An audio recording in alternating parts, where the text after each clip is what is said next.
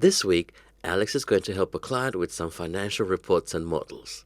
His first task is to improve the customer invoices report to include some needed date information. For this, he will need to use some of Excel's more specialized date functions.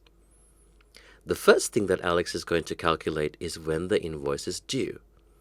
Invoices are due 10 working days after the end of the month from which they are sent.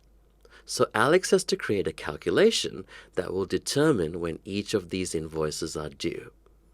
To do that, he has to work out how to get the end of the month, and then we can think about how to add on the 10 working days. Excel has a useful function that can help us with this, called end of month. So start by typing equals EO, select end of month. And then the first argument it needs is the start date, which is our invoice date, and then a comma. Now the months argument gives us quite a few options. If we want the end of the month for the date we've selected, we just type a 0.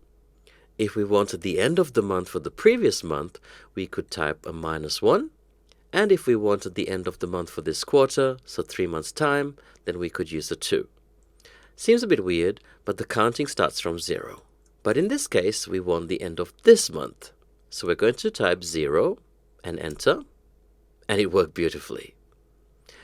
It will also work very well for leap years. So if I had the date, the 2nd of the 2nd, 2016, you'll see that gives us the 29th. So no worries with leap years.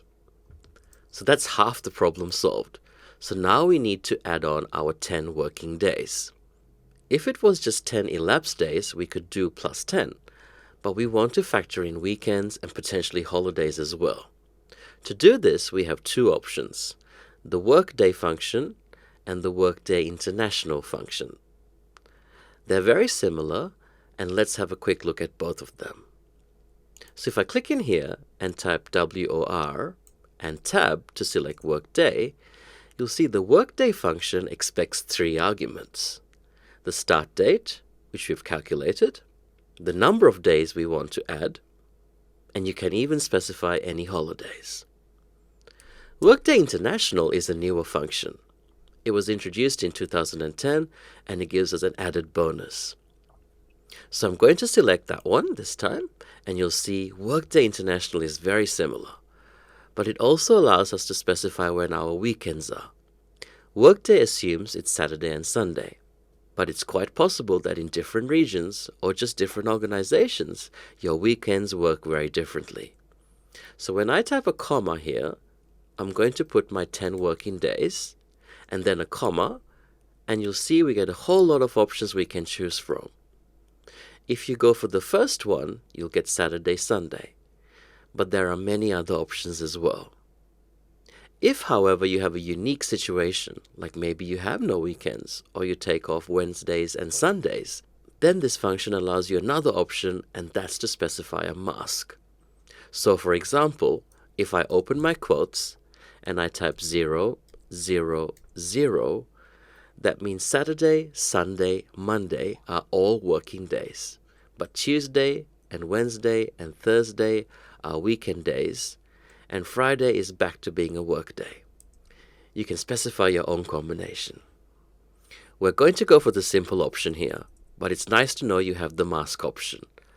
So I'm just going to click Saturday and Sunday, and then type a comma, and then I'm going to select my holiday dates.